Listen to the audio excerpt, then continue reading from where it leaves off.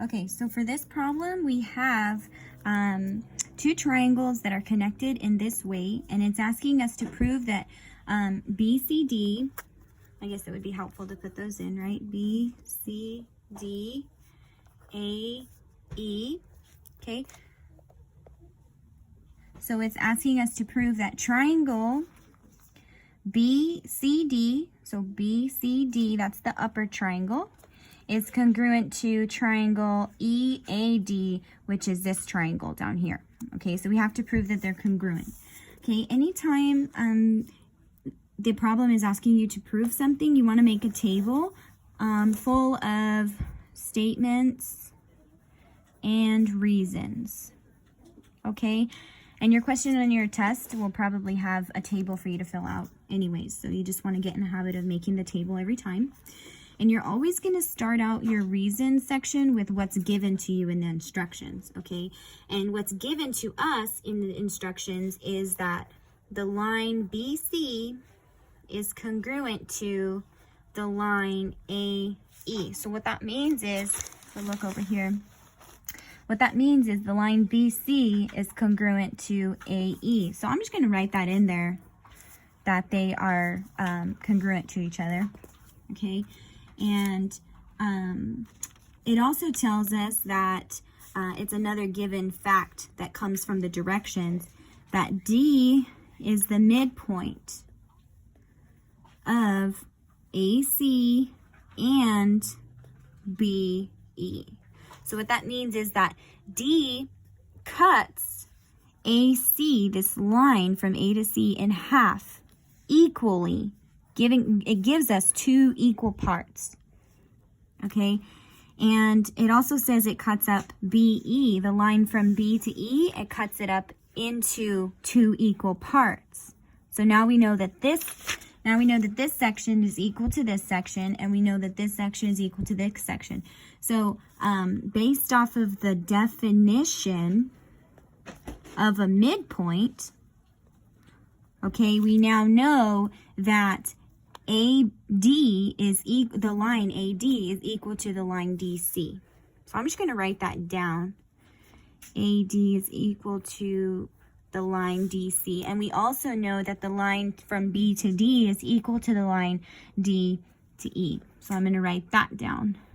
BC is BD is equal to DE based on the definition again of a midpoint, okay? And so now we can easily see that for this triangle up top, we have a side, side, side, okay? And on the bottom, we also have a side, side, side, which proves that these two are equal. So you're usually going to end with one of your postulates, side, side, side, side, angle, side, one of those postulates when you're proving these triangles. So then you're always going to put what you proved at the very bottom. We proved that triangle BCD is congruent to triangle EAD.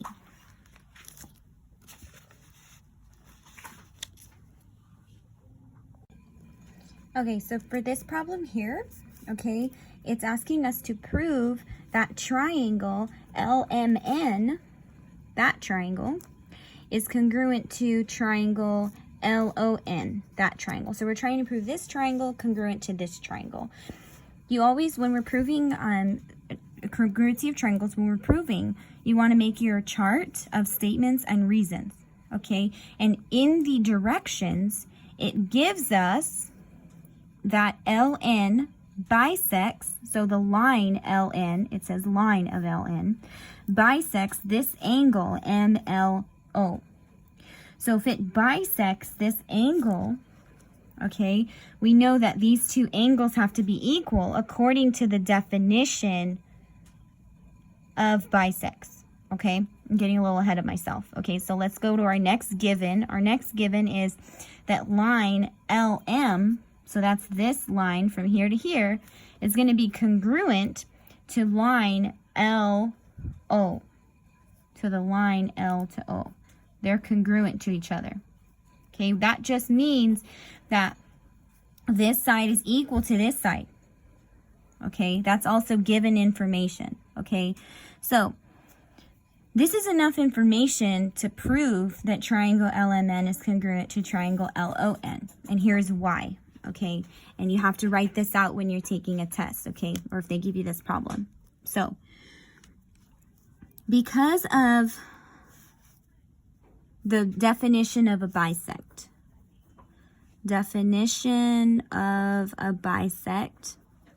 we know that LN, this line here, it gives us, is dividing up this angle MLO into two equal parts, which means this angle has to be equal to this angle. So I'm just going to write that down. Angle MLN is equal to angle NLO. Because of the definition of a bisect. Bisect just means to divide it into two equal parts. And when we divided up this large angle on this big triangle, the two triangles put together, it made us two smaller triangles that are of equal size or equal degrees, okay? So right now we have a side and an angle, and we have to realize that LN is a reflexive. Okay, what that means is because of the reflexive property, okay, this LN is equal to LN. What that means is LN of this triangle is equal to LN of this triangle. So LN, this side, LN, is going to be the same length in this triangle and in this triangle. That's called reflexive property. So I'm just going to write that down, okay? That LN, the line of LN, is equal to the line of LN in the other triangle. Okay, that's what that means. So to prove, so that means that this line is equal to itself. It's equal to the other line. If we were to split the triangles up into two triangles, okay, that would be the same in both triangles. So to prove this, okay, that would go next in your statements here, okay, we need to realize that if we look at the top triangle, we have a side, an angle, and a side. And if we look at the bottom angle, we have a side, an angle, and a side. So we're proving that triangle LMN is congruent to triangle LON because of the postulate SAS, side, angle, side.